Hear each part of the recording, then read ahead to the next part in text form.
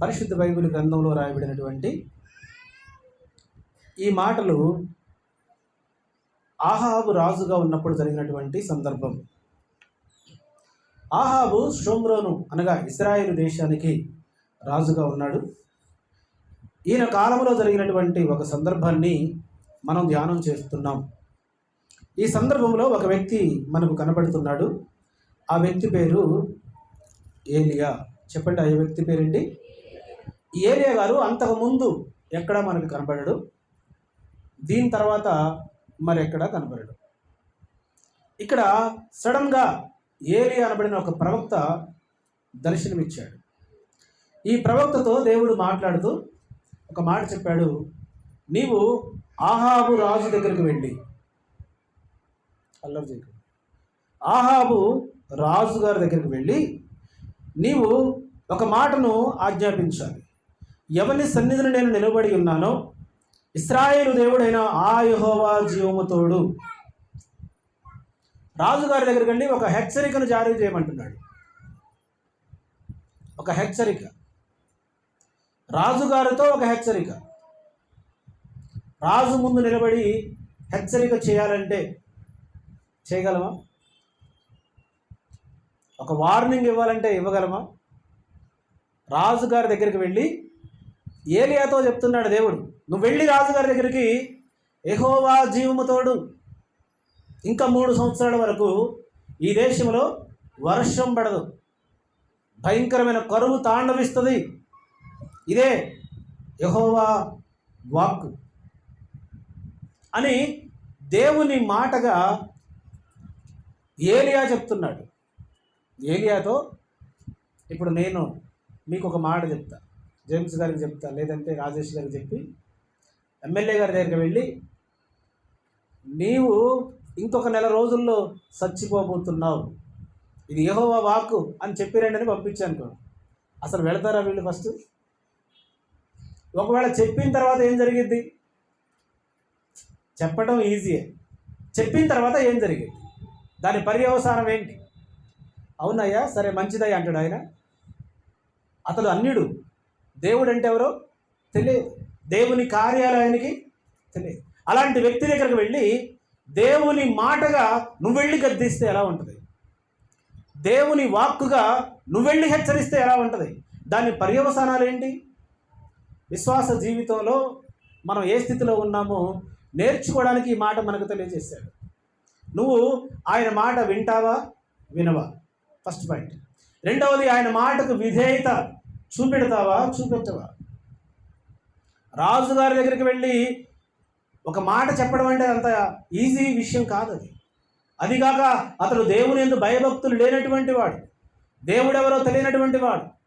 ఆయన దగ్గరికి వెళ్ళి ఈయన దేవుని మాటగా చెప్తే ఆయన వింటాడా? చెప్పిన తర్వాత రాజుగారి రియాక్షన్ ఏంటి? రాజుగారు ఎలా రియాక్ట్ అవుతాడు? ఈ మాటలన్నీ కూడా విశ్వాస సంబంధమైన మాటలు ఇవి. నీలో ఉన్న విశ్వాసాన్ని పరీక్షించడానికి చెప్తున్నటువంటి మాటలు.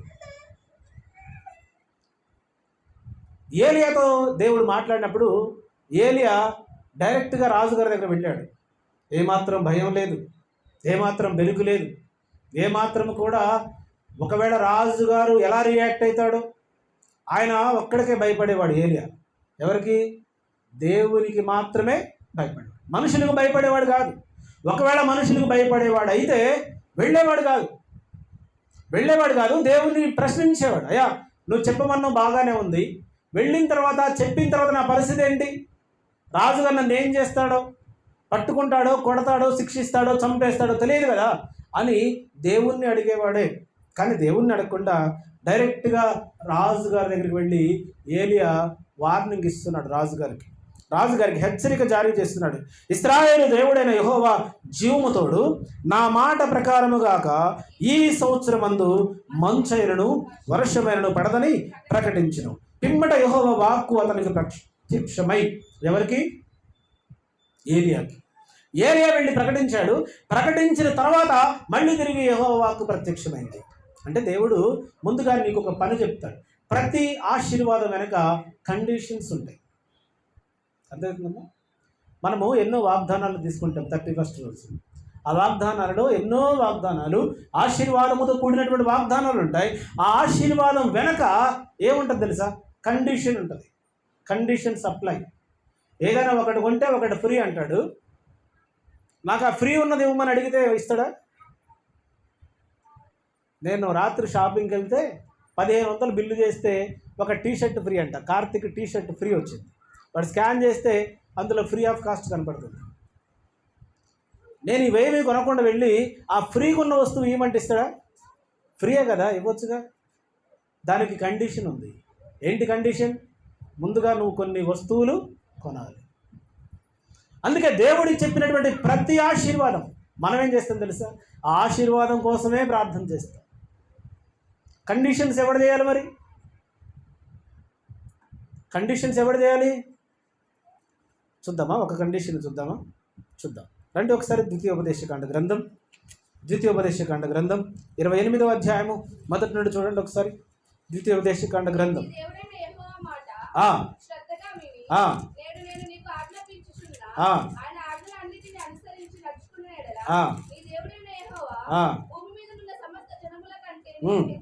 చాలు. ఇక్కడ కండిషన్ ఏంటి? చెప్పాలి. నీ దేవుడైన యెహోవా మాట శ్రద్ధగా విని. ఇది కండిషన్. అమ్మ వింటున్నారా? ఈ కండిషన్ పక్కన పెట్టి ప్రభువా నన్ను ఆశీర్వదించు అని ప్రార్థన మొదలు పెడతాం. ఆశీర్వదిస్తాడాయన, హెచ్చిస్తాడాయన, గొప్ప చేస్తాడాయన. కానీ ఎప్పుడు నీ దేవుడైన యెహోవా మాట శ్రద్ధగా విని. ఎలా వినాలంట?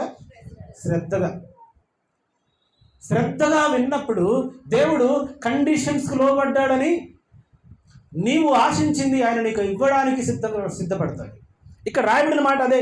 నీ దేవుడైన యెహోవా మాట శ్రద్ధగా విని నేడు నేను నీకు ఆజ్ఞాపించు ఆయన ఆజ్ఞలన్నిటినీ అనుసరించి నడిచిన ఎడల. ఎన్ని కండిషన్స్ ఉన్నాయి ఇక్కడ అమ్మా? ఎన్ని కండిషన్స్? ఒకటి, నీ దేవుని మాట నువ్వు శ్రద్ధగా వినాలి. రెండవది, నా ఆజ్ఞలన్నీ అనుసరించి నడుచుకోవాలి. మూడవది నీ దేవుడైన యెహోవా ఆజ్ఞాపించుతున్న ఆయన ఆజ్ఞలన్నిటినీ అనుసరించి నడుచుకున్న ఎడల నీ దేవుడైన యెహోవా భూమి మీద ఉన్న సమస్త జనముల కంటే నిన్ను హెచ్చించును. ఆ రెండు నువ్వు చేస్తే నువ్వు ఇది పొందుకుంటావు. ఆ రెండు ఏది? దేవుని మాట శ్రద్ధగా విని ఆయన ఆజ్ఞలన్నిటినీ అనుసరించి నడుచుకుంటే అప్పుడు నీకు దేవుడు ఇస్తున్నటువంటి ఆజ్ఞ ఏంటి? వాగ్దానం ఏంటంట? ఈ భూమి మీద ఉన్న జనములన్నిటికంటే ఆయన నిన్ను హెచ్చించును. మొదటిది ఎన్ని ఆశీర్వాదాలు? రెండిటికి నువ్వు లోపడితే ఒకటి హెచ్చించును, రెండవది నీ దేవుడైన యెహోవా మాట విని ఎడల ఈ దీవెనలన్నీ నీవు నీ మీదికి వచ్చి నీకు ప్రాప్తించును. నీవు ఒకటి పట్టణములో దీవించబడదువు, పొలములో దీవించబడదువు, గర్భఫలము, నీ భూఫలము, నీ పశువుల మందలు, నీ దుక్కిటెడ్లు, నీ గొర్రె మేకల మందలు దీవింపబడను. నీ గంపయు పిండి పిసుకు తొట్టియు దీవింపబడను. నీవు లోపలికి వచ్చినప్పుడు దీవింపబడదువు, వెలుపలికి వెళ్ళినప్పుడు దీవింపబడదువు. నీ మీద పడు నీ శత్రువులను యెహోవా నీ ఎదుట హతమగునట్లు చేయును. వారు వేరొక త్రోవలో నీ మీదికి బయలుదేరి వచ్చి 7 త్రోవల గుండా బయటికి పారిపోవును. ఎన్ని దీవెనలు ఉన్నాయి ఇక్కడ? ఎన్ని ఉన్నాయి? చాలా దీవెనలు ఉన్నాయి అమ్మ. ఇక్కడ ఒక విశ్వాసతో దేవుడు కొన్ని కండిషన్ చెప్తున్నాడు. నువ్వు దేవుని మాట శ్రద్ధగా విని ఆయన ఆజ్ఞను అనుసరించి నడుచుకున్న ఎడల ఈ దీవెనలన్నీ నీ మీదికి వచ్చి నీకు ప్రాప్తించును. ఒకటి, నువ్వు పట్టణములో దీవించబడదు, పొలములో దీవించబడదు, నీ యొక్క దుక్కిటెద్దు, నీ యొక్క గొర్రె మేకల మందలు, నీ గంప పిండి పిసుగు తొట్టి, ఇవన్నీ దీవించబడతాయి. ఎప్పుడు ఆయన మాట వినకుండా ఇటు రమ్మంటే అడిపోతావు కదా. ఆయన మాట వినకుండా ఆయన ఆజ్ఞను అనుసరించి నడవకుండా నువ్వేం చేస్తావు అంటే మందిరంలోకి వచ్చి ఈ ఆశీర్వాదం, ఈ దీవెనల కోసం ప్రార్థన చేస్తాం. మనకున్నటువంటి చెడ్డ అలవాటు ఇదే. చెప్పిన మాట వినము, చెప్పిన పని చెయ్యమన్నది చెయ్యం, కానీ దాని వెనక ఉన్న ఆశీర్వాదాల కోసం ప్రయాసపడతాం. ఎలా ఇస్తాడాయన? దాని వెనక దాచి ఉంచిన ఆశీర్వాదాలు నీ కొరకే, మన కొరకే. కానీ ఎలా ఇస్తాడు? దానికి ఒక కండిషన్స్ ఉన్నాయి కదా. ఆ కండిషన్స్ అప్లై కాకుండా, ఆ కండిషన్ చేయకుండా, ఆ కండిషన్కు లోబడకుండా ఒకవేళ ఆశీర్వాదాలు కావాలనుకుంటే అపోహనే. 1+1 ఆఫర్ పెట్టింది మన కొరకే. కానీ ఎప్పుడు ఒకటి ఫ్రీగా ఇస్తాడు, ఎప్పుడు దాని మీద ఫ్రీ అని రాసి ఉంటుంది. కానీ ఎప్పుడు అది వాడు వెలబెట్టి ఒకటి కొన్నప్పుడు ఫ్రీ ఉన్నది నీకు దక్కుతుంది. వెలబెట్టి కొనకుండా ఫ్రీ ఉన్నది ఇవ్వమంటే ఇవ్వడు. దాని కిందనే కండిషన్స్ ఉంటాయి. ఆ కండిషన్లో ఒక భాగమే ముందు ఒక వస్తువును కొనాలి, ఒక వస్తువును పర్చేజ్ చేయాలి. దేవుడు చెప్తున్నాడు ఏలియాతో, వినాలి జాగ్రత్తగా. దేవుడు చెప్తున్నటువంటి ఆజ్ఞలు ఎవరి కొరకంటే ఏలియాతో అంటున్నాడు, ఏలియా ముందు నువ్వు నిలబడు, నువ్వు ముందు ధైర్యం తెచ్చుకో. నీవు నాకు మాత్రమే భయపడేవాడు, రాజుకు భయపడేవాడివి కావు, రాజును లెక్క చేసేవాడివి కాదు, రాజులకు కాదు నువ్వు భయపడాల్సింది, నాకు భయపడతావని నాకెప్పుడు తెలియాలంటే ఈ దేశపు రాజుగారి దగ్గర నువ్వు వెళ్ళి ఆయన ముందు నిలబడి నేను చెప్పమన్న మాట నువ్వు చెప్పు. ఏలియా లేచాడు, నిలబడ్డాడు, షోమ్రోను పట్టణంకు వెళ్ళాడు. ఆహాబు రాజు ముందు నిలబడి ఆహాబు రాజుని హెచ్చరించాడు, బయలుదేరి వచ్చాడు. అప్పుడు తిరిగి యెహోవా వాక్కు ఏలియాకి ప్రత్యక్షమైంది. ఎప్పుడు? ముందుగా దేవుడు చెప్పిన పని చేసిన తర్వాత, దేవుడు చెప్పినటువంటి మాట విన్న తర్వాత, దేవుని యొక్క ఆజ్ఞకు లోబడిన తర్వాత, దేవుని యొక్క మాట విని రాజుగారి ముందు నిలబడి రాజుగారిని గద్దించిన తర్వాత అప్పుడు యెహోవా వాక్కు ప్రత్యక్షమైంది. అందుకే కండిషన్స్ అప్లై. నువ్వు కండిషన్ చేయకుండా, నువ్వు చెప్పిన పని వినకుండా, చెప్పిన మాట వినకుండా, దేవునికి లోబడకుండా, దేవుని చిత్తాన్ని జరిగించకుండా, దేవునికి అవిధేయులుగా ఉండి నన్ను అలా ఆశీర్వదించు, ఇలా స్వస్థపరచు, నాకు అది కావాలి, నాకు ఇది కావాలంటే దాని వెనక ఉన్న కండిషన్స్ ఖచ్చితంగా నువ్వు చేయాల్సిందే. అవి చేయకుండా ఇవి కావాలంటే దొరకవు. అవి చేయాల్సిందే చేయాలి. అప్పుడు దేవుని యొద్ద ప్రార్థన చేయాలి కదా. అదే ఏలియా యొక్క ఆత్మీయ జీవితంలో మనకి ఈరోజు దేవుడు నేర్పిస్తున్నాడు. ముందుగా ఏలియా యొద్దకు వెళ్ళాడు, ఆహాబు రాజు యొద్దకు వెళ్ళాడు. ఎవరి సన్నిధిని నేను నిలబడి ఉన్నానో ఇశ్రాయేలు దేవుడైన యెహోవా జీవముతోడు, నా మాట ప్రకారము గాక ఈ సంవత్సరములో మంచైనను వర్షమైనను పడదని ప్రకటించిన పిమ్మట యెహోవా వాక్కు అతనికి ప్రత్యక్షమై, నీవు ఇచ్చడి నుండి తూర్పు వైపునకు పోయి. ఏ వైపుకి? తూర్పు వైపు అంటే ఎటువైపు అది? ఇప్పుడు మీకు చెప్తా, మీరు తూర్పు వైపుకి వెళ్ళండి అని చెప్తా. ఎటు వెళ్ళాలి? ఎటు వెళ్తారు? ఇటు ఎంత దూరం వెళ్తారు? ఎక్కడికి వెళ్తారు? ఏ ప్రాంతానికి వెళ్తారు? ఏ ఇంటికి వెళ్ళాలి? ఏ స్థలంలో ఉండాలి? తూర్పు దిక్కుకు వెళ్ళి అక్కడ వెళ్ళి ఏమని చెప్తాడు? యోర్ధానుకు ఎదురుగానున్న కెరీతు వాగు దగ్గర దాగి ఉండుము, ఆ వాగు నీరు నీవు త్రాగుదువు, అచ్చటికి నీకు ఆహారము తెచ్చినట్లు నేను కాకోలమునకు ఆజ్ఞాపించితిని. ఏలియా దేవుని మాట విని, ప్రైజ్ లార్డ్, హల్లెలూయా చెప్పాలి, హల్లెలూయా. ఇక్కడ యోర్ధాను దగ్గరకు వెళ్ళి ఆ యోర్ధాను దగ్గర ఒక కెరీతు అనబడినటువంటి వాగు ఉంది. ఆ కెరీతు వాగు దగ్గర దాగిండు, నీకు అక్కడికి నేను ఆహారాన్ని పంపిస్తా, నీకు అక్కడికి నేను వాటర్, ఆ వాగులో వాటర్ ఉంది, ఆ వాటర్ తాగుతావు, అక్కడికి నీకు కాకోలము ద్వారా ఆహారాన్ని పంపిస్తా అంటే. ఇప్పుడు నేను చెప్తా మీకు, మీరు వెళ్ళి పలానా దగ్గర ఉండండి, అక్కడ ఒక చెరువు ఉంది, ఆ చెరువులో నీళ్ళు తాగుతూ ఉండండి, అక్కడికి నేను కాకుల ద్వారా ఆహారం పంపిస్తా అని చెప్పానుకో, ఏం చేస్తారు మీరు? మీరే కదా, నేనైనా కాకమ్మ కథలు కట్టిపెట్టి ఏదైనా అక్కడ దొరికేది ఉంటే చెప్పండి పాస్టర్ గారు అంటాం. కానీ దేవుడు అంటాడు కాకులతో ఆహారం పంపిస్తుంటే ఏలియా నమ్మాడు. కాకులు ఆహారాన్ని దొంగిలించేవా, తెచ్చేవా? కాకులు బుద్ధి ఏంటి? ఇళ్లలో దొరబడి ఆహారాన్ని దొంగిలించే బుద్ధి దాంది, తెచ్చిపెట్టే బుద్ధి కాదు. ఆ కాకులతో ఆహారం పంపిస్తారంట. ఇంకో మాట అంటున్నాడు, నేను నీకు ఆ వాగు నీళ్లు త్రాగు, ఆ వాగు నీళ్లు త్రాగి అక్కడ ఉండు, నేను నీకు కాకోలము ద్వారా ఆహారాన్ని పంపిస్తా. విషయం ఏంటంటే షోమ్రోనంతా కరువుతో నిండిపోయింది. ఇశ్రాయేలు దేశమంతా వర్షము పడక, నీళ్లు లేక ఆ ప్రాంతం వాళ్ళందరూ కూడా అలమటించిపోతున్నారు. గత 2 నెలలు ఒక్కసారి వెనక్కి వెళ్ళి చూస్తే బెంగళూరు పరిస్థితి ఏంటి? అక్కడ ఒక జీవో జారీ చేశారు బెంగళూరు పట్టణంలో. ఏమని తెలుసా? ఎవడైనా ఇంటి ముందు కారు కడుక్కున్నట్టు కనపడ్డాడో 30,000 జరిమానా. ఎంత? నీ నీళ్ళే, నీ కారు నువ్వు గడుక్కుంటే 30,000 చలానా. ఒకవేళ నువ్వు ఇల్లు గడుక్కున్నట్టు ఒకవేళ నీళ్లు వేస్ట్ చేసినట్టు కనపడితే 30,000 రూపాయలు చలానా. ఒకవేళ నేను ఇంటి ముందు కళ్ళేపు చల్లుతా, ముగ్గు పెడతానే ఒక బకెట్ నీళ్లు వేస్ట్ చేసావో 30,000 రూపాయలు చలానా. ఇలాంటి పరిస్థితి బెంగళూరు ప్రాంతానికి ఎందుకు వచ్చిందంటే నీటి ఎద్దడి ఏర్పడింది. అక్కడ వాటర్ లేక వారానికి ఒక్కరోజు స్నానం చేయాలని కండిషన్స్ పెట్టారు. అక్కడ వారానికి ఒకరోజే స్నానం చేయాలంట. మనమైతే 2 సార్లు చేస్తాం ఒకవేళ వీలైతే అవకాశం ఉంటే. ఎందుకు అలాంటి పరిస్థితి వచ్చింది?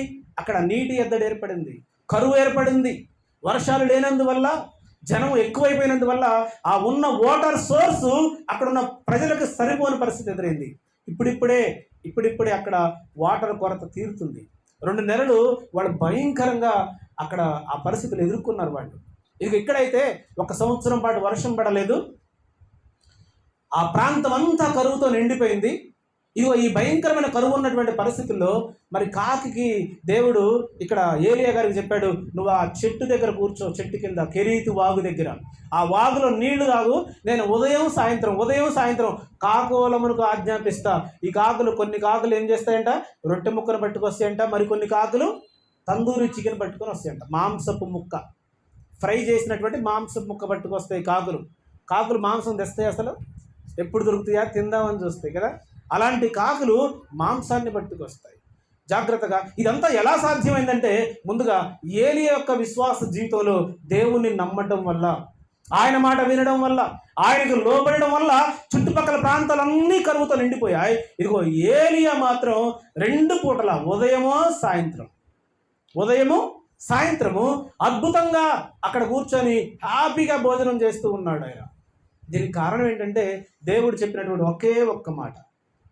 ఈ ఒక్క మాట చెప్పడానికి ఏలియా దాదాపుగా 36 సంవత్సరాలు దేవుడు ఏలియాని సిద్ధం చేశాడంట. 36 సంవత్సరాలు దేవుడు ఏలియాని సిద్ధపరిచాడు, విశ్వాసంతో నింపాడు, దేవుని యందు భయభక్తులు నేర్పించాడు, దేవుని యందు విశ్వాసం నేర్పించాడు, దేవుని మాటకు ఎలా లోబడాలో ఏలియాకు నేర్పిస్తే 36 సంవత్సరాల వయస్సు కలిగినటువంటి ఏలియా ఇప్పుడు ఆహాబు రాజు దగ్గరికి వెళ్ళి ఆహాబుతో శపథం చేశాడు. ఎంతసేపు ఆహాబు సన్నిధిలో ఏలియా నిలబడ్డాడంటే 3 నిమిషాలు మాత్రమే.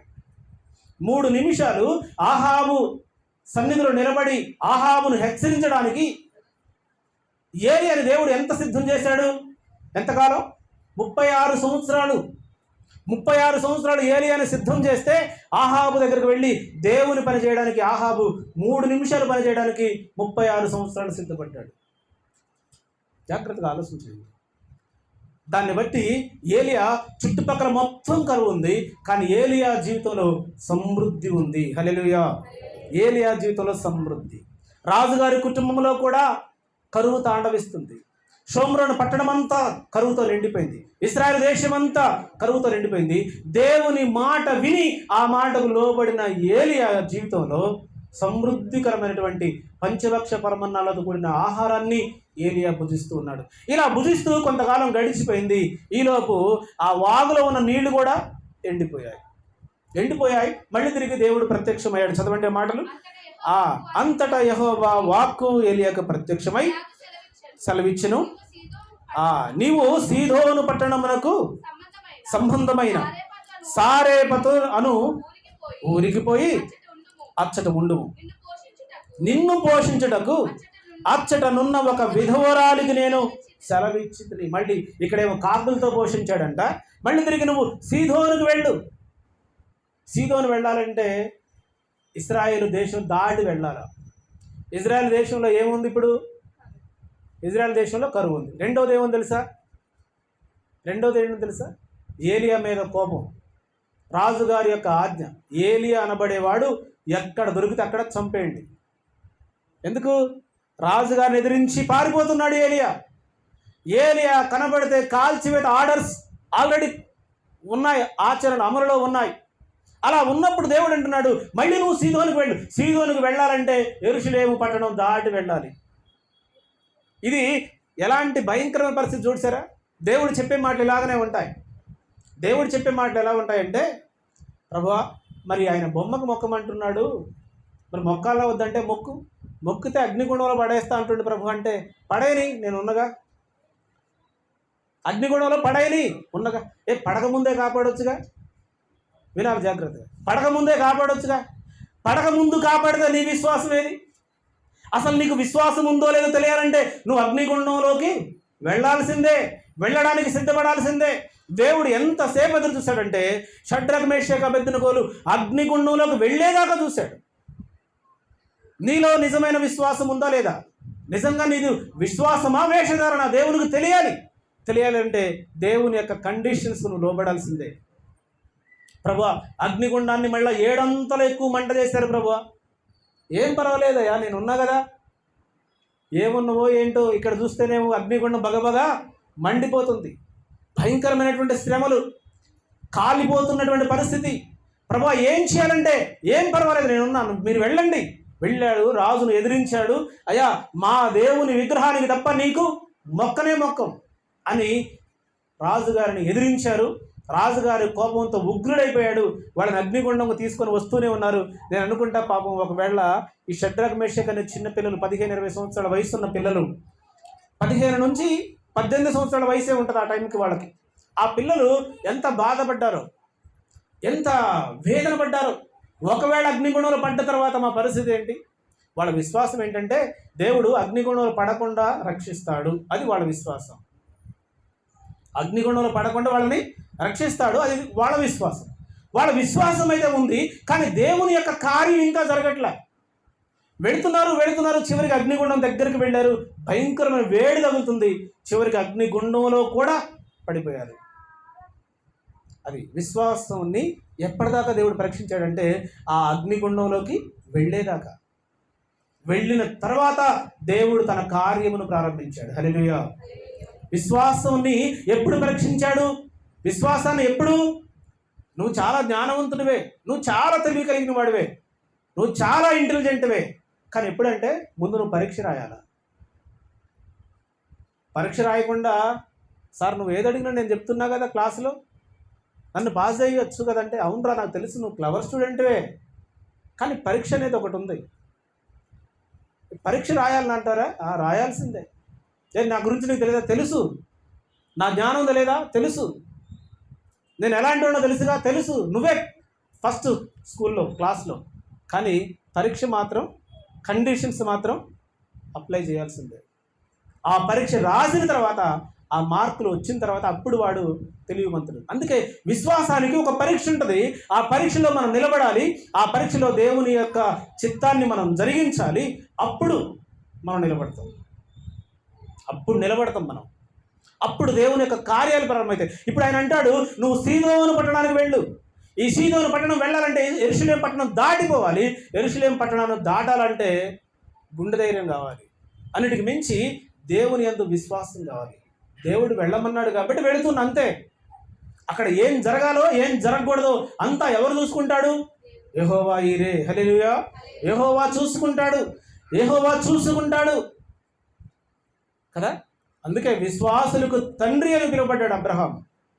ఒక్కగానొక్క కుమారుడు అయ్యా, 90 సంవత్సరాల తర్వాత ఇచ్చినటువంటి కుమారుడు. ఇదిగో ఈ కుమారుని బలర్పించమంటవేంటి? ఇంకెప్పుడు మళ్ళీ నాకు సంతానం ఇస్తావు? ఇంకెప్పుడు నేను ఉడిగిపోతున్నాను కదా, ఇంకెప్పుడు నాకు గర్భఫలం ఇస్తావయ్యా? నీ వాగ్దానం ఏమైంది? ఎదురు మాట్లాడలే అబ్రహాం గారు, ఎదురు ప్రశ్న వేయలే. విశ్వాసానికి పరీక్ష. ఆ పరీక్షలో కుమారుడిని తీసుకున్నాడు, బయలుదేరాడు. కుమారుడిని బలర్పించాలని తెలుసు అబ్రహాం గారికి, కానీ కుమారుడు అడుగుతూ ఉన్నాడు. అది గుండెలు పిండేసేటటువంటి మాటలు. నా తండ్రి, బలి పశువేది? కట్టెలున్నాయి, నిప్పు ఉంది, అన్నీ ఉన్నాయి తండ్రి, మరి బలి పశువేది అంటే అబ్రహాము గారి యొక్క హృదయాన్ని ఒక్కసారి ఆలోచించండి. అబ్రహాము గారికి మాత్రమే తెలుసు తన కొడుకే బలి పశువు అని. తన కొడుకునే బలి అర్పించమని దేవుడు అడిగాడని అబ్రహాం గారికి మాత్రమే తెలుసు.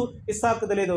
పాపం పిచ్చోన్లాగా తనకు తానే బలి పశువుగా కట్టెలు నెత్తి మీద పెట్టుకుని తండ్రిని అనుసరిస్తూ వెళుతున్నాడు. వెళ్ళిపోయారు కొండ మీదకి. ఆ కట్టెలు పేర్చారు. ఆ కట్టెల మీద కుమారుడైనటువంటి ఇస్సాకుని కాళ్ళు చేతులు కట్టేసి పడుకోబెట్టాడు కదా. కత్తి పైకెత్తేదాకా దేవుడు చూస్తూనే ఉన్నాడు. ఏ కోశానైనా అబ్రహాములో ఒకవేళ అవిశ్వాసం బయటకు వస్తుందేమో, ఏ కోశనైనా నాకంటే ఎక్కువ తన కుమారుడి మీద ప్రేమ మళ్ళుతుందేమోనని కత్తి ఎత్తేదాకా చూశాడు. అప్పుడు అబ్రహామా ఆగు. ఎప్పటిదాకా అంటే నీ విశ్వాసం? మన విశ్వాసము పరీక్ష ఎప్పటిదాకా పెడుతుందో తెలుసా? దేవుడు పరీక్షించే విధానం ఎలా ఉంటుందో తెలుసా? కత్తి ఎత్తిన తర్వాత దేవుడు ప్రత్యక్షమై అబ్రహామా ఆగు ఆగు, అక్కడ దాకా మన విశ్వాసం వెళ్ళాలి అని అంటే ఈరోజు ఏలి అని మనకు జ్ఞాపకం చేస్తున్నాడు దేవుడు. దేవుడు చెప్పిన ప్రతి మాటను ఆయన నెరవేర్చి దాని వెనక దాచించిన ఆశీర్వాదాలకి ఏలియా గారు వారసుడయ్యాడు. ఆ ప్రాంతం అంతా కరువుతో నిండిపోయింది. ఇప్పుడు ఈయన ముందున్నటువంటి టాస్క్ ఏంటంటే ఆ యెరూషలేమును దాటాలి. యెరూషలేము దాటాలంటే యెరూషలేములో ప్రతి గోడ మీద ఒకవేళ అతికించున్నారేమో ఏలియా గారి బొమ్మ. రే ఏలియాడు పొట్టిగా నల్లగా ఒంటరి రూము లాంటి వ్యక్తి, ఎక్కడ చూసినా నల్లగా నెగనగలాడే నేరేడు పండులాగా ఉంటాడు ఒకడు, బోడగుండు వేసుకొని ఏంటి గోనె పట్ట కట్టుకొని ఉంటాడు ఒకడు. వాడు ఎక్కడ కనపడ్డా కానీ వాడిని నాకు పట్టివ్వాలని యెజెబెలు గారు ఆజ్ఞ జారీ చేసింది. ఈ భయంకరమైన పరిస్థితిలో ఏలియా యెరూషలేమును దాటాలి అంటే ధైర్యం, దాటాలి అంటే విశ్వాసం, దాటాలి అంటే దేవుని యందు నమ్మకం. ఈ మూడు ఉన్నప్పుడే దాటగలడు. కానీ దాటాడు ఏలియా. వెళ్ళిపోయాడు సారెపత్ అనే ఊరు దగ్గరికి వెళ్ళిపోయాడు. సారెపత్ అనే ఊరికి షోమ్రోనికి అనగా యెజెబెలుకి 8 కిలోమీటర్లు మాత్రమే. ఆ ప్రాంతానికి వెళ్ళిపోయాడు. ఆ సారెపత్ అనే ఊరిలో మళ్ళీ ఎక్కడికి వెళ్ళమన్నాడు? ఒక సంపన్నుల ఇంటికి వెళ్ళమన్నాడా? ఒక ఉన్నతమైన కుటుంబానికి వెళ్ళమన్నాడా? కాదు, ఒక విధవరాలి ఇంటికి వెళ్ళమన్నాడు. ఒక కడు పేదరాలైన విధవరాలి ఇంటికి వెళ్ళమన్నాడు. ఎంత అద్భుతమైన మాటలు, అమూల్యమైన విశ్వాసము. ఇదిగో ఈ యొక్క అధ్యాయంలో మనం చూస్తాం. 3 సంఘటనలు ఈ యొక్క 17 అధ్యాయంలో మనం చూస్తాం. ఒకటి, అక్కడ కాకోలముతో పోషించాడు దేవుడు. ఇప్పుడు తిరిగి అక్కడ వాగు ఎండిపోయిన తర్వాత ఇదిగో నువ్వు సారెపత్ అనే విధవరాలి ఇంటికి వెళ్ళి ఊరికి. సంపన్నుల ఇంటికి వెళ్ళొచ్చుగా, మంచి వాళ్ళ ఇంటికి వెళ్ళొచ్చుగా. కాదు, ఇప్పుడు విధవరాలను ఆశీర్వదించాలి. ఈయన ఏలియాను అడ్డం పెట్టుకొని ఎవరిని ఆశీర్వదించాలి? విధవరాలను ఆశీర్వదించాలి. విధవరాలు యొక్క ప్రార్థన, విధవరాలు యొక్క విశ్వాసం, విధవరాలు యొక్క విశ్వాస భక్తి జీవితాన్ని దేవుడు పరీక్షించడానికి తిరిగి మళ్ళీ అక్కడికి వెళ్ళమని చెప్పాడు. ఏలియా బయలుదేరి మళ్ళీ విధవరాలు ఇంటికి వెళ్ళాడు. వెళ్ళిన తర్వాత విధవరాలతో వారి యొక్క సంభాషణ మనం చదువుతాం. ఇప్పుడు విధవరాలతో ఆయన మాట్లాడుతున్నాడు. సారెపతుకు పోయి పట్టణపు గవినికి ఎద్దకు రాగా ఒక విధవరాలు అచ్చట కట్టలేరుచుండెను. ఆమెను చూసి పిలిచి త్రాగుటకై పాత్రలో కొంచెం నీళ్లు నాకు తీసుకొని రమ్మని వేడుకొనెను. ఈ మాట వినండి ఒకసారి. ఏం చేశారంట? వేడుకొనెను అనండి ఒకసారి. వేడుకొనెను అంటే ఏంటి? అడగడమా? అమ్మాయి కొన్ని మంచినీళ్ళు తీసుకురా అనడమా? కాదు. అమ్మా కొన్ని నీళ్ళు అమ్మా ప్లీజ్, చాలా దాహంతో ఉన్నానమ్మా, చాలా దాహం అవుతుంది, మంచినీళ్ళు దాకా కనీసం 3 రోజులు అయిపోయిందమ్మా, కొన్ని నీళ్ళు ఇవ్వమని వేడుకుంటున్నాడు. అంటే ఆ ప్రాంతంలో నీటి ఎద్దడి ఎంత భయంకరంగా ఉందో చూడండి ఒకసారి. దాహం అవుతుంది, తాగడం నీళ్లు లేవు. ఎందుకంటే ఆ ప్రాంతం అంతా కరువుతో నిండిపోయింది. అసలు బుక్కెడు మంచినీళ్ళు దొరకడమే గగనంగా మారిపోయింది. అది ఆ ప్రాంతంలో ఒక విధవరాలను అడుగుతున్నాడు, వేడుకున్నాడంట. సరే ఇంతగా బతిలాడుతున్నాడు పాపం, ఒక గ్లాస్ మంచినీళ్ళు ఇద్దామని ఆమె వెళుతూ ఉంటుంటే, అమ్మా ఆగు, నా కోసం ఒక చిన్న అప్పము, చిన్న రొట్టె ముక్క నా కోసం చేయమ్మా. ముందు బుడ్డడు నీళ్ళు అడిగాడు, రెండవది ఒక చిన్న రొట్టె ముక్క అడిగాడు. ఎలా అడుగుతున్నాడు తెలిసి రొట్టె ముక్కను? ఎలా అడుగుతున్నాడు? మొదటిగా చదవండి మాటను ఒకసారి. ఆమె నీళ్లు తేబోచుండగా ఆమెను మరలా పిలిచి నాకొక రొట్టె ముక్కను నీ చేతితో కాదు నాన్న 13వ వచనం చూడు. అప్పుడు ఏలియా ఆమెతో ఇట్లనెను, భయపడవద్దు, పోయి నీవు చెప్పినట్లు చేయము. అయితే అందులో నాకు ఒక చిన్న అప్పము మొదట చేసి నా యొద్దకు. ఎప్పుడంట? మొదట. ఎప్పుడు తేవాలంట చిన్న అప్పము? ఆమె అన్నది, అయ్యా నా దగ్గర కొన్ని నీళ్లు ఉన్నాయి, కొంత మాత్రమే పిండి ఉంది, పిండి కొంచెమే ఉంది, అంతా అయిపోయింది, దేశం మొత్తం కరువులో ఉంది. ఇప్పుడు నేను నా కుమారుడు 2 రొట్టెలు ఇవ్వడానికి పిండి ఉంది, 2 రొట్టెలు అవుతాయి, ఎక్కువ కావు. పట్టెడు అంటే ఇంత, పట్టెడు ఇంత పిండి ఉంది. ఇంత పిండి నేను నా కొడుకు తిని ఇక ఎన్ని రోజులు బతుకుతామో తెలియదు, తర్వాత చచ్చిపోదామని డిసైడ్ అయ్యామయ్యా, అది తప్ప నా దగ్గర ఏమీ లేదు. ఇప్పుడు ఈయనంటాడు, ముందు నాకు తీసుకురా. ఏమంటాడు ఏలియా? ముందు నాకు తీసుకురా, ఫస్ట్ నాకు కదా. మనం ఏం చేస్తాం? లాస్ట్ దేవునికి కదా. 10,000 శాలరీ వస్తే ఇంటికిరా తీసి పక్కన పెడతాం, సరుకులు తీసి పక్కన పెడతాం, పిల్లల ఫీజులు తీసి పక్కన పెడతాం, చిట్టి డబ్బులు తీసి పక్కన పెడతాం, వడ్డీ డబ్బులు తీసి పక్కన పెడతాం, అప్పులు చేస్తే తీసి పక్కన పెడతాం. అన్నీ మిగిలిపోగా 100-50 ఉంటే ప్రభువా ఇదిగో నాయనా నీకు తెలియదేముంది ప్రభువా కదా. కండిషన్ మర్చిపోయాం. మొదట ఇవ్వాల్సింది దేవునికి, మొదట ఏం చేయాలి? 10,000 1,000 తీసి పక్కన పెట్టి ఈ 9,000 నీ లెక్క వేసుకోవాలి.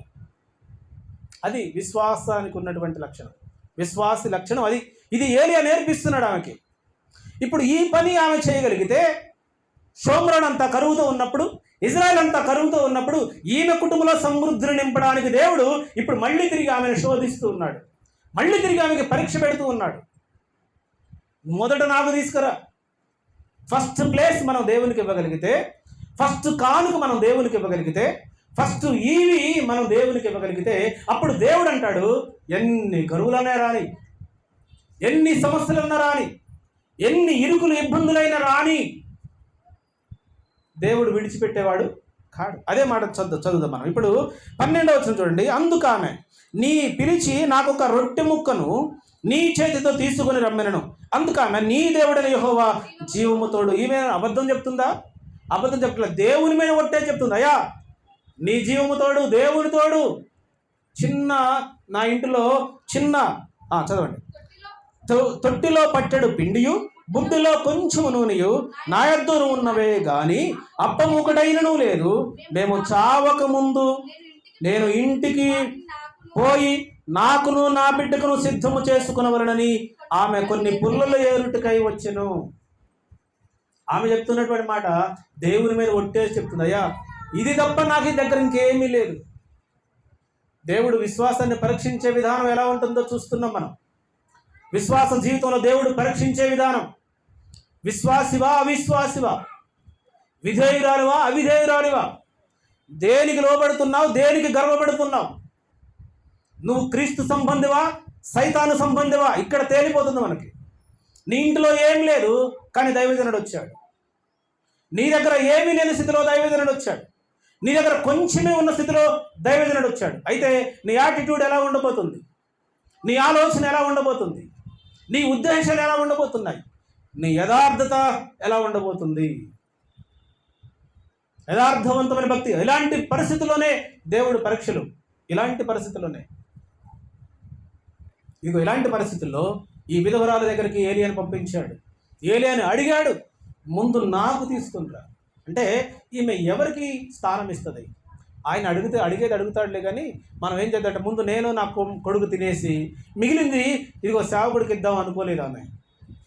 ఈయన అన్నాడు ముందు మొదట నాకు తీసుకునిరా. ఆయన చెప్పినట్లే పాపం ఆమె ఆయన మాటలు నమ్మింది.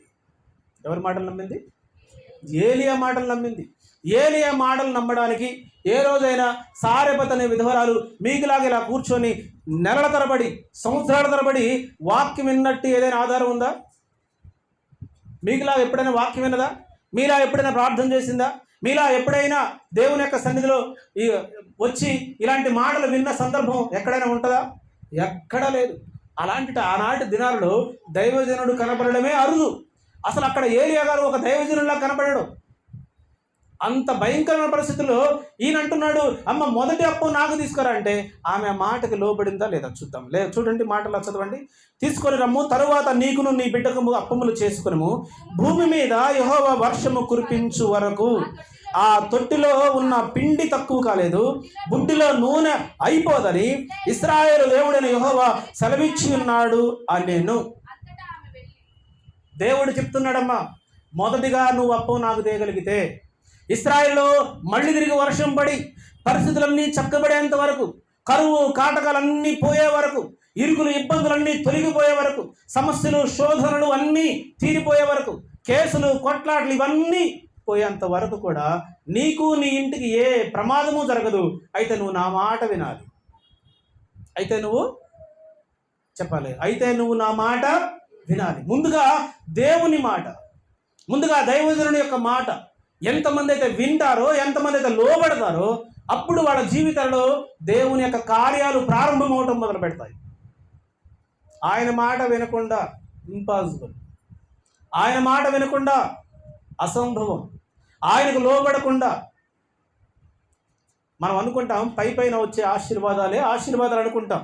పిల్లలకు మంచి ఉద్యోగము, మంచి బట్టలు, మంచి ఇండ్లు, మంచి కార్లు, ఇదే ఆశీర్వాదం అని మనం భ్రమపడతాం. ఇది కాదు ఆశీర్వాదం. దీనికంటే ఉన్నతమైన స్థితిలో అన్ని జనులు బ్రతుకుతున్నారు. మనకంటే ఉన్నతమైన స్థితిలో వాళ్ళ ఇండ్లల్లోగా మనం పనిచేసేది. వాళ్ళ దేవుని యొక్క భయభక్తులు కలిగిన వారు గారుగా అన్ని జనుల దగ్గరే మనం బ్రతుకుతున్నాం. మరి మనం ఆశీర్వదించబడ్డట, వాళ్ళు ఆశీర్వదించబడ్డట.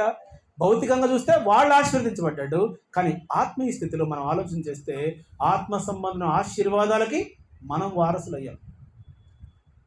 ఇక్కడ పిలువబడిన వాళ్ళందరూ కూడా ఆత్మ సంబంధమైనటువంటి మాటలు వినడానికి, ఆత్మను సిద్ధపరచుకోవడానికి, ఆత్మను దేవునికి అప్పగించుకోవడానికి సిద్ధపరచుకోవడానికి ఇక్కడికి వచ్చాము. కానీ ఇక్కడికి వచ్చి ప్రార్థించినందువల్ల ఈ భౌతిక సంబంధ ఆశీర్వాదాలు వచ్చి మీద పడతాయి, నేను కూడా చిన్నపాటి అంబానీని అవుతాను అనుకోవడానికి ఎవరు రావట్లేదు ఇక్కడికి.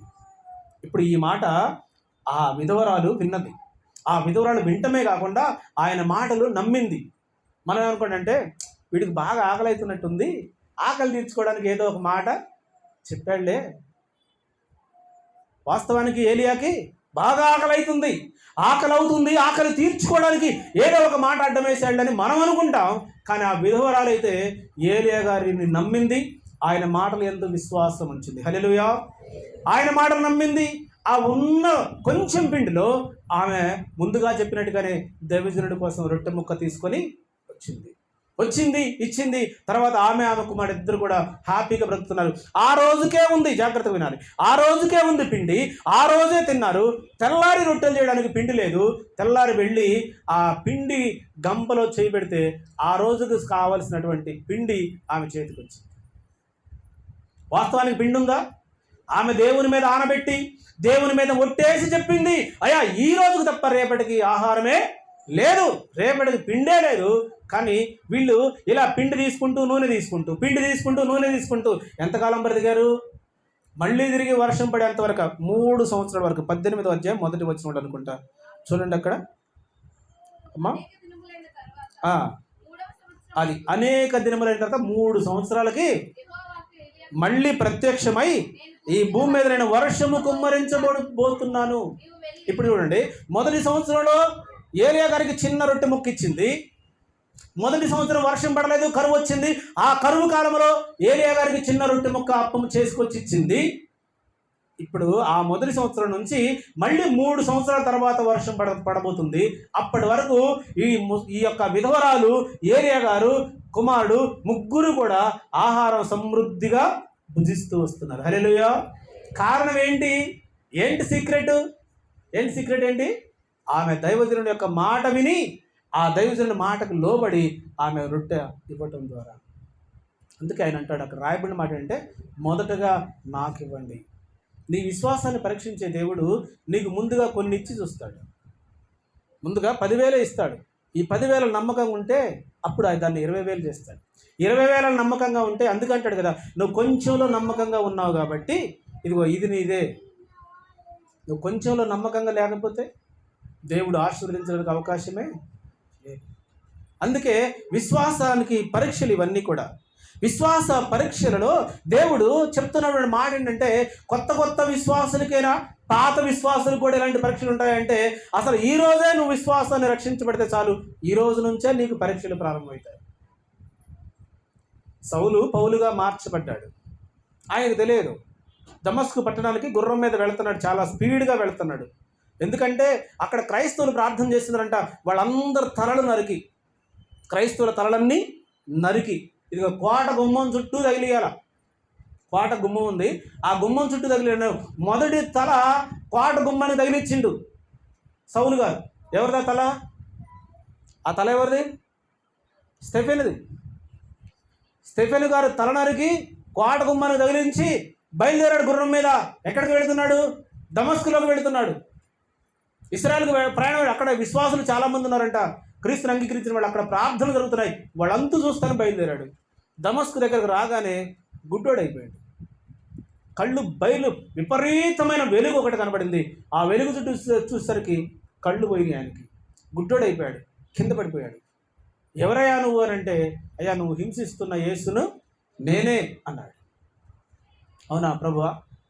ఇప్పుడు పౌలు గారు ఈరోజే రక్షించబడ్డాడు. ఇప్పుడు అన్నాడు, అతడు తడుముతూ ఉన్నాడు. అతని చుట్టుపక్కల వారందరూ కూడా అతన్ని పట్టుకొని పట్టణానికి తీసుకుని వెళ్ళారు. ఆ రోజే రక్షించబడ్డాడు పౌలు గారు. 3 రోజులు అతను గుడ్డివాడిగా ఉన్నాడు. అననీయ అనబడిన ఇంటికి తీసుకుని వెళ్ళారు. అక్కడ కూర్చోబెట్టి ఆయనకు వాక్యం చెప్పడం ప్రారంభించాడు. జాగ్రత్తగా వినాలి. ఇప్పుడు సౌలు గారు అజ్ఞాని కాదు, సౌలు గారు అవిశ్వాసి కాదు, సౌలు గారు అన్యుడు కాదు. సౌలు గారికి ధర్మశాస్త్రం అంతా తెలుసు, దేవుడు అంటే తెలుసు, దేవుని యందు భయభక్తులు తెలుసు, దేవుని యందు విశ్వాసం తెలుసు, దేవుని యొక్క అద్భుత కార్యాలు తెలుసు, అన్నీ తెలిసిన పౌలు గారు సౌలుగా మార్చబడిండు. ఆ రోజే 3 రోజులు ఉపవాసం ఉన్నాడు. ఆ రోజే గుడ్డితనం నుండి చూపు పొందుకున్నాడు. ఆ రోజే విశ్వాస పరీక్షలో అతడు నెగ్గాడు. 6వ వచనం చూడండి. 9వ అధ్యాయము అపొస్తలుల కార్యాల గ్రంథం 9వ అధ్యాయము 6వ వాక్యాన్ని చూడండి ఒకసారి. లేచి పట్టణములోనికి వెళ్ళుము, అక్కడ నీవు ఏమి చేయవలనో అది నీకు తెలపబడునని. ఏమైంది? లేచి పట్టణానికి వెళ్ళు, అక్కడ ఏం చేయాలో నీకు చెప్తాంటే, ఈయన కొత్తోడు కదా పాపం, ఇక్కడ చెప్పొచ్చుగా, ఇక్కడే కదా ఈరోజేగా రక్షించబడింది, ఇక్కడ చెప్పొచ్చు కదా, ఇక్కడ నేరపడి ఉన్నాడు కదా, ఇక్కడ చెప్పొచ్చు కదంటే కాదు. కండిషన్ సప్లై ఏంటి?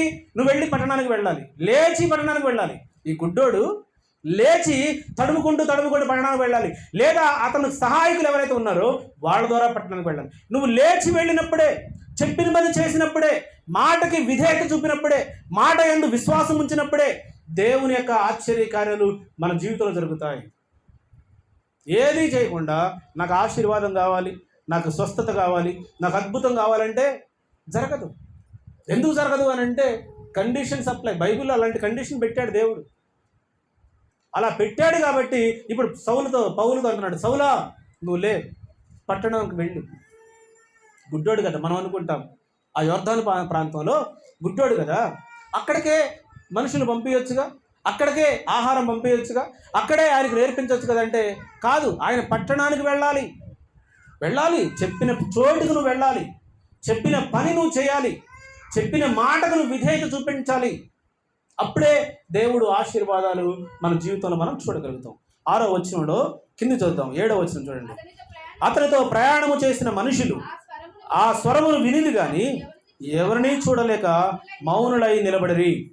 సౌలు నేల మీద ఉండి లేచి కన్నులు తెరిచినను ఏమీ చూడలేకపోయిన గనుక వారు అతను చెయ్యి పట్టుకొని దమస్కులోనికి నడిపించిరి. అతను 3 దినములు చూపు లేక అన్నపానములు ఏమీ పుచ్చుకొనక ఉండెను. ఎన్ని రోజులు ఉన్నాడంట? 3 రోజులు. చూపు లేదు, అన్నపానములు లేవు. 3 రోజులు మొట్టమొదట విశ్వాసికి దేవుడు పరీక్ష పెట్టాడు. పరీక్షలు కొత్త వాళ్ళకే వస్తాయా? కొత్త వాళ్ళకే వస్తాయి. పాత వాళ్ళకి వస్తాయా? పాత వాళ్ళకే వస్తాయి. అటు ఇటు కానివాడికి వస్తాయా? అందరికీ వస్తాయి. పరీక్ష పెట్టినప్పుడే నీ విశ్వాసం బయటపడేది. పరీక్ష పెట్టినప్పుడే నీ ఉద్దేశాలు, నీ యొక్క భయభక్తులు ఎప్పుడు బయటపడతాయంటే ఆ పరీక్ష పెట్టినప్పుడు, ఆ పరీక్షలో నువ్వు నిలబడ్డప్పుడు. అప్పుడప్పుడే జనసంచారం ప్రారంభమవుతుంది. అప్పుడప్పుడే జనాలు భూమి మీద ఉద్భవిస్తూ ఉన్నారు. అది ఆ టైంలో నోవాతో దేవుడు చెప్పాడు, నోవా నువ్వు ఒక ఓడను తయారు చేయి. ఓడను కడుతూ ఉన్నాడు. ఓడను కడుతుంటే చుట్టుపక్కల వచ్చి, ఏమో ఎక్కడ ఓడ కడుతున్నావు, ఇక్కడ సముద్రం లేదు, నది లేదు, చెరువు లేదు, కనీసం ఒక బావి కూడా ఇక్కడ ఓడ ఎట్లా ప్రయాణం చేస్తుందంటే, దేవుడు కట్టమన్నాడే కడుతున్నా సరే అని చెప్పేసి పిచ్చోడు ఎగతాళి చేసిపోయారు. సగం ఓడ కట్టాడు. నోవా ఓడ కడుతున్నావు, మరి నీళ్ళయ్యాయి అంటే నీళ్లు దేవుడు కురిపిస్తాడంట. ఎట్లా కురిపిస్తాడు? ఇక్కడ సముద్రం లేదు కదా, ఆకాశం నుండి కురిపిస్తాడు. ఏమంటే ఓడను తయారు చేసే నీళ్లు దేవుడు కురిపిస్తాడని చెబితే ఎవరు నమ్మారు ఈ మాట? నోవా నమ్మాడు. నోవా పక్కన ఉన్న వాళ్ళు ఎవ్వరు కూడా నమ్మారా? నమ్మలే. పిచ్చోడు, నీకు తెలియలేదు. ఓడ కట్టాలంటే సముద్రం కావాలి, ఓడ నడవాలంటే నీళ్లు కావాలి, ఇక్కడ నీళ్ళే లేవు, ఓడ కడుతున్నావు ఏంటంటే నాకు నమ్మకం ఉందయ్యా, దేవుడు నన్ను కట్టమన్నాడు, కడుతున్నా అంతే. దేవుణ్ణి ప్రశ్నించడానికి నేను అర్హుడిని కాను. దేవుడు కట్టమన్నాడు, కడుతున్నా. మరి నీళ్ళల్లో నాకేం తెలుసా? ఆయన ఆకాశం తూములు ఇప్పుతుడంట, అక్కడ ఉన్నాయంట నీళ్లు. ఇప్పిండా లేదా దేవుడు? చెప్పారు. హల్లెలూయా. దేవుడు చెప్పిన పని చేస్తే ఆయన ఇచ్చిన వాగ్దానం నెరవేరుస్తాడు. నిన్నెప్పుడు ఆయన అపహాస్య పాలు కానివ్వడు. ఆయన ఒకవేళ వర్షం పడకపోతే ఏమయ్యేది పరిస్థితి? ఒకవేళ నీళ్లు రాకపోతే ఏమయ్యేది పరిస్థితి? దేవుడు అన్యాయస్తుడు అయిపోయేవాడు. నోవా ఆ ప్రజల మధ్యలో హేళన గురయ్యేవాడు. ఆయన గురించి ఒక మాట అంటాడు అపొస్తలుడు గారు పౌలు గారు హెబ్రీ సంఘానికి రాస్తూ 11వ అధ్యాయము, హెబ్రీ పత్రిక 11వ అధ్యాయము 7వ వాక్యాన్ని మనం చదివితే ఆయన నోవా గురించి ఒక మాటను మనకి పరిశుద్ధాత్ముడు వ్రాయించాడు. చూడండి 7వ వాక్యం. విశ్వాసమును బట్టి నోవహు అది వరకు చూడని సంగతులన్నిటిని గూర్చి దేవుని చేత హెచ్చరించబడి భయభక్తులు గలవాడై తన ఇంటి వారి రక్షణ కొరకు ఒక ఓడను సిద్ధం చేసిన అందువలన అతడు లోకము మీద నేరస్థాపన చేసి విశ్వాసమును బట్టి కలుగు నీతికి వారసుడాయను. హల్లెలూయా చెప్పారు. హల్లెలూయా. అంతవరకు ఎప్పుడు కన్ని విని ఎరగని సంగతులు ఆయన నమ్మాడు. అంతకుముందు ఎప్పుడైనా జరిగిన ఈ సంగతులు జరగలే. పోనీ ఎక్కడైనా చదువుకున్నాడా? చదవలే. పోనీ ఎవరైనా చెప్తే విన్నాడా? వినలే. అసలు ఏమీ తెలియని నోవాకి దేవుడు ఓడగట్టమంటే కట్టాడు. ఆ ఓడలో నీ కుటుంబంతటిని చేర్చమంటే చేర్చాడు. ఆ ఓడలోనికి సకల చరాచర ప్రాణికోడిలో రెండిటిని, ఒక మగదాన్ని ఒక ఆడదాన్ని తీసుకుని రమ్మంటే తీసుకొచ్చాడు.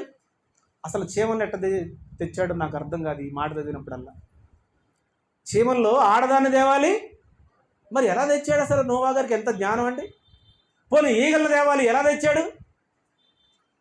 ఈగలు తేవాలి, ఆడదాన్ని మగదాన్ని. దోమలు తేవాలి, ఆడదాన్ని.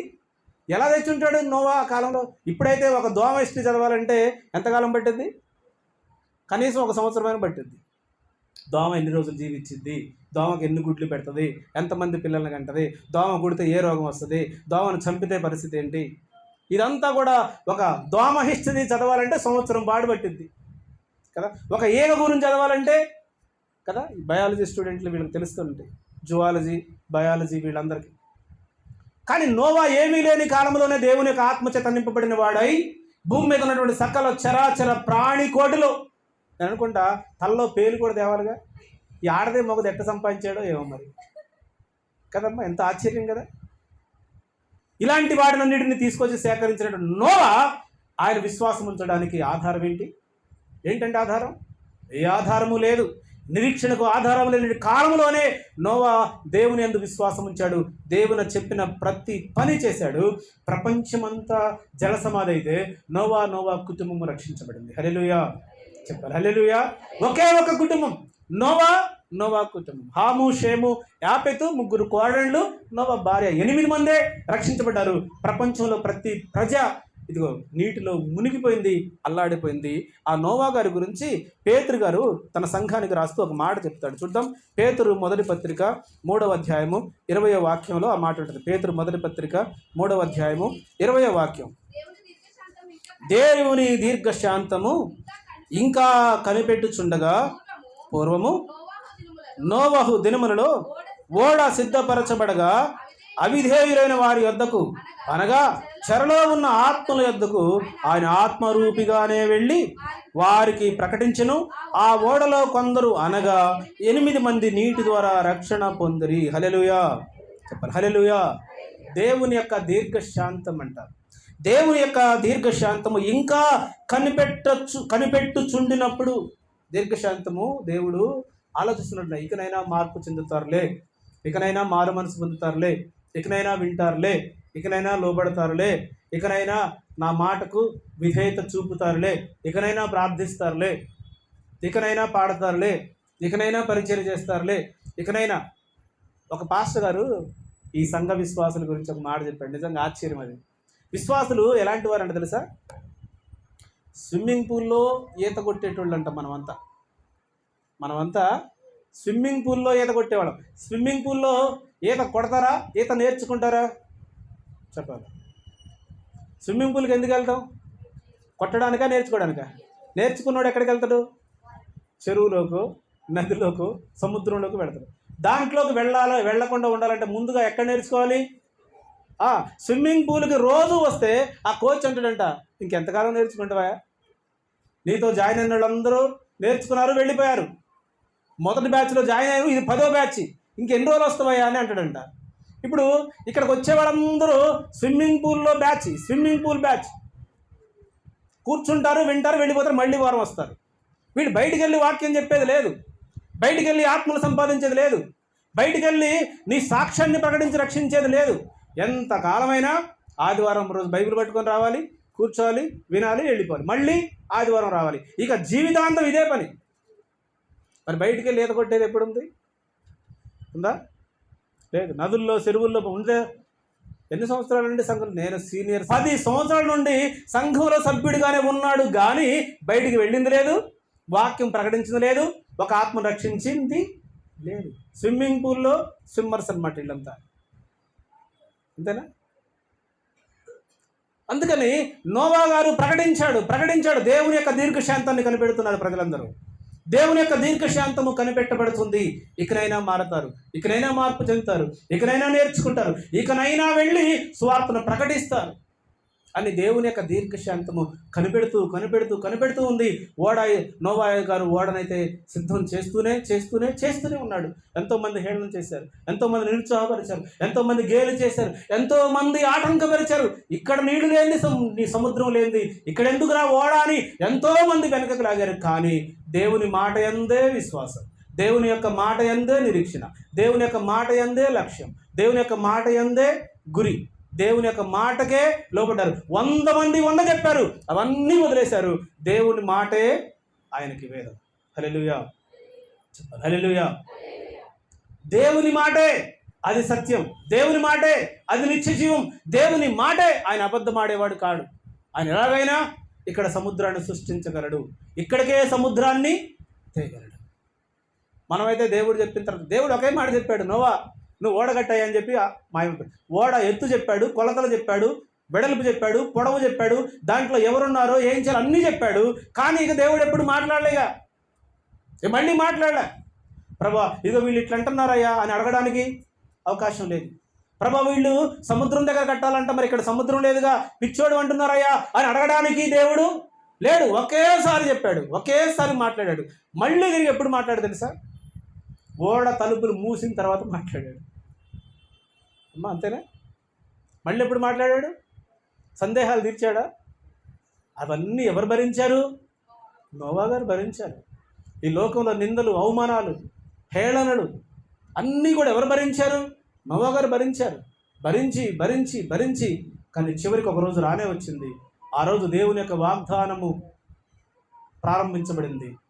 ఆకాశంలో తూములు విప్పాడు, కుండపోత వర్షం, 40 పగళ్ళు 40 రాత్రులు పడింది.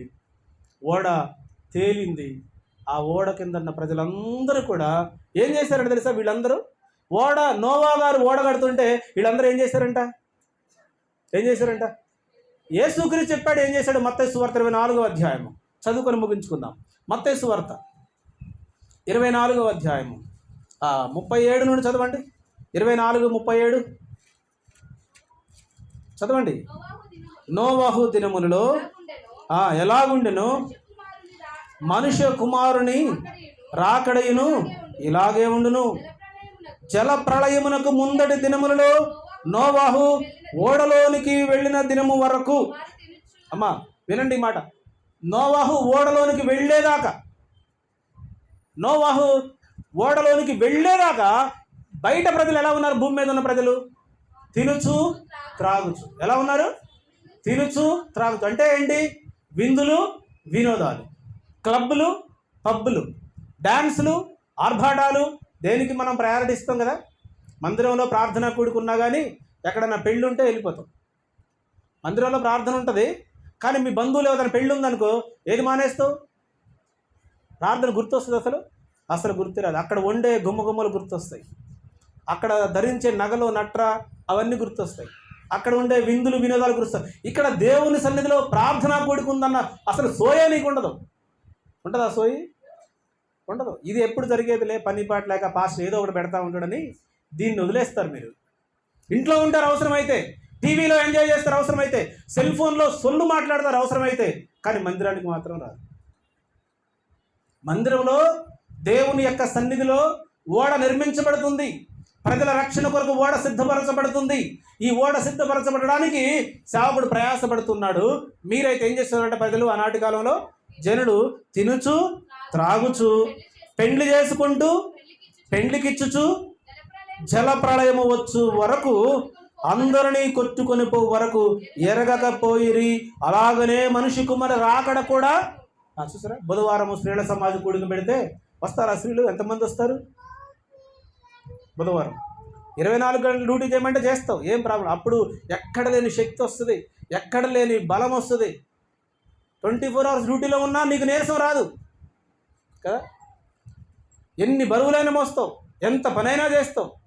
కానీ మందిరంలో ప్రార్థన అంటే మాత్రం ఒళ్ళు అలిసిపోయింది పాస్టర్ గారు, పొద్దంతా పనిచేసి వచ్చిన వాడు డ్యూటీ పొద్దంతా అలిసిపోయి ఉంటావు. ఓటీ ఇస్తారా, వీడు రాలేదు చేసుకుంటా, సరే సార్ కొంచెం కళ్ళు కొన్ని నిద్రమో అట్లేం లేదు, ముఖం కడుక్కుంటే ఫ్రెష్ అయిపోతా, రాసే నా పేరు. ఎక్కడా? పనిలో, ఉద్యోగంలో. అది మరి మందిరంలో ప్రార్థన ఉందనే ఈరోజు రాలేను పాస్టర్ గారు, ఒళ్ళంతా ఓనం అయిపోయింది, ఒళ్ళంతా అలిసిపోయి అయ్యా ఏమంటారు దాన్ని, నొప్పులుగా ఉందంటారు కదా, ఆంధ్రాలో ఏదంటారు అట్లా సాకులు చెప్తారు. ఇదిగో ఈ సాకులు అక్కడ కూడా కనబడుతున్నాయి. అయ్యా ఓడలో కొంచెం పని చేయండి అంటే, లేదయ్యా మా కొడుకు పెళ్లి సంబంధం కుదిరింది, ఎన్ని పనులు ఉంటాయి, రాకళ్ళు పోకళ్ళు, అది ఇది. దాని గురించే ఇచ్చే ఇంపార్టెన్సు మందిర సేవకు ఇయ్యం మనం. ఎంతసేపు పెళ్ళి, పేరంటం, తినుడు, తాగుడు, ఇదే కథ తప్ప అరే ప్రార్థన చేద్దాం, మందిరంలో కొంచెం మా వంతు సహాయాన్ని అందిద్దాం, ఈ ఆలోచన లేదు. ఈ ఆలోచన అక్కడ కూడా ఉంది. ఎక్కడ? నోవా కుటుంబం మాత్రం ఓడగడుతున్నారంట. మిగిలిన వాళ్ళందరూ కూడా హేళన చేస్తూ, ఎగతాళి చేస్తూ, విందులు చేసుకుంటూ, వినోదాలు చేసుకుంటూ, పెళ్లి చేసుకుంటూ, పేరంటాలు చేసుకుంటూ హ్యాపీగా ఉన్నారు. ఒకరోజు జలప్రళయం రానే వచ్చింది, ఓడ తలుపులు మూసివేయబడ్డాయి. ఇంకా నేను అంటాను, ఒక పాస్టర్ గారు చెప్పారు, వాళ్ళకి మోకాళ్ళ లోతు నీళ్ళు వచ్చినాయి అంట, తగ్గిపోద్దలే అనుకుంటున్నారండి. ఇంకా ఏం కాదు, తగ్గిపోద్దలే. నడుము లోతు నీళ్ళు వచ్చినాయి, ఏం కాదు, తగ్గిపోద్ది, వర్షం తగ్గిపోద్దులు అనుకోండి. ఎందుకంటే అప్పుడు ఎప్పుడు పడలేదు కదా, ఇదే ఫస్ట్ టైం కదా. కథం ఛాతీ వరకు నీళ్ళు వచ్చినాయి, ఏం కాదు, తగ్గిపోద్ది. అప్పటికి కూడా నువ్వు ఓడ దగ్గర రాలే. అప్పుడు ఇక మెల్లిమెల్లిగా భూమి మీద నుంచి కాళ్ళు పైకి లేస్తున్నాయి, మునిగిపోయే ప్రయత్నం జరుగుతూ ఉంది. ఆ వర్షం ఆగిపోవట్లేదు, ఊపిరాడని పరిస్థితి వస్తే అప్పుడు ఈదుకుంటా ఓడ దగ్గరకు వచ్చి తలుపులు కొడతా ఉన్నారంట. నోవా గారు మనిషి కాబట్టి ఒకడు జాలిపడి తలుపు తీస్తాడేమోనని అక్కడ రాయబడి అంటే దేవుడు ఆ యొక్క ఓడ తలుపుని లాక్ చేశాడు. ఎవరు లాక్ చేశారు? దేవుడు మూయగా తెరవగలిగిన వాడెవడు లేడు. దేవుడు తెరవగా మూయగలిగిన వాడెవడు లేడు. అన్నీ తెలిసి మనకి వాక్యాలు బాగా కంఠస్థం, కానీ పనిచేయం కదా. దేవుడు ఓడ తలుపులు మూసేశాడు, ఓడ నీటిలో తేలిపోయింది. ఓడలో 4 మనుషులు ఉన్నారు, బయట కొన్ని వేల మంది ఉన్నారు. అందరూ ఆర్తనాదాలు చేసుకుంటూ, ఆహాకారాలు చేసుకుంటూ, అయ్యో మేము మునిగిపోతున్నాం, మమ్మల్ని కాపాడండి, రక్షించండి అనుకుంటూ నేను అనుకుంటా ఒకవేళ చెట్ల మీదకి ఎక్కారేమో, దేవుడు ఆ చెట్లను కూడా ముంచేశాడు. నేను అనుకుంటా ఒకవేళ కొండల మీదకి ఎక్కారేమో, కొండలు కూడా మునిగిపోయినాయి, పర్వతం కూడా మునిగిపోయింది. హల్లెలూయా. 40 మూరల ఎత్తు నీళ్లు భూమి మీద నుండి, 40 మూరల ఎత్తు. 40 మూరలు అంటే సుమారుగా ఎన్ని? 60 అడుగులు. 60 అడుగులు అంటే 6 అంతస్తుల బిల్డింగ్. 6 అంతస్తుల బిల్డింగ్ అంత ఎత్తు నీళ్లు వస్తే ఏ చెట్టు మునిగిపోకుండా ఉంటుంది, ఏ పుట్ట మునిగిపోకుండా ఉంటుంది? మనిషి దాచుకోవడానికి ఎక్కడ అవకాశం ఉంది? రక్షించడానికి ఎవరికి సాధ్యపడుతుంది? ఇలాంటి పరిస్థితి, ఆ పరిస్థితులు ఉన్నాయి కాబట్టి దేవుడు ఈరోజు హెచ్చరిస్తున్నాడు. నిజంగా మనము విశ్వాసం మనకుంటే, నిజంగా మనం విశ్వాస సంబంధులమైతే ముందుగా దేవుని మాట వినడం నేర్చుకోవాలి, దేవుని మాటకు లోబడడం నేర్చుకోవాలి, దేవుని మాటకి విధేయత చూపడం నేర్చుకోవాలి. అది నేర్చుకున్నాడు ఏలియా, అది నేర్చుకున్నాడు సారెపతు విధవరాలు. ప్రపంచమంతా కూడా, ఆ షోమ్రోను పట్టణమంతా కూడా, ఇజ్రాయెల్ దేశమంతా కూడా కరువు కాటకాలకు అల్లాడిపోతుంటుంటే ఆ కుటుంబం 3 సంవత్సరాలు ఏమాత్రం కరువు లేకుండా హ్యాపీగా జీవించగల కారణం ఏంటంటే ఆమె దేవుని యందు విశ్వాసం ఉంచింది, ఏలియా మాటల యందు లక్ష్యం ఉంచింది. అందువల్ల ఆమె విశ్వాసానికి వారసురాలైంది. నోవా గారి దినములలో కూడా ఇలాంటి విశ్వాసాన్ని పరీక్షించాడు. ఆ విశ్వాసంలో నోవా గారు పాస్ అయ్యాడు. దాన్ని బట్టి ఈనాటి వరకు కూడా నోవా కుటుంబమే మనం అందరికీ కూడా ఆదర్శవంతంగా నిలిచింది. ఈ మధ్యాహ్న కాల సమయంలో దేవుడు మనతో మాట్లాడుతున్న మాట, మనం దేవుని మాటలకు విధేయత చూపుతున్నామా లేదా? దేవుని మాటకి లోబడుతున్నామా లేదా? దేవుని యొక్క మాట యందు విశ్వాసం ఉంచామా లేదా? మనం పరీక్షించుకుందాం. కళ్ళు మూసుకుందాం, ప్రార్థన చేసుకుందాం. మనమే పరీక్షించుకుందాం, మనమే విమర్శించుకుందాం. అందరము కళ్ళు మూసుకొని ప్రార్థనలో ఏకీవిస్తుంటుండగా సహోదరు లత గారు మనల్ని ప్రార్థనలో నడిపిస్తారు. అందరము కళ్ళు మూసుకుందాం, ప్రార్థనలో ఏకీవించుదాం.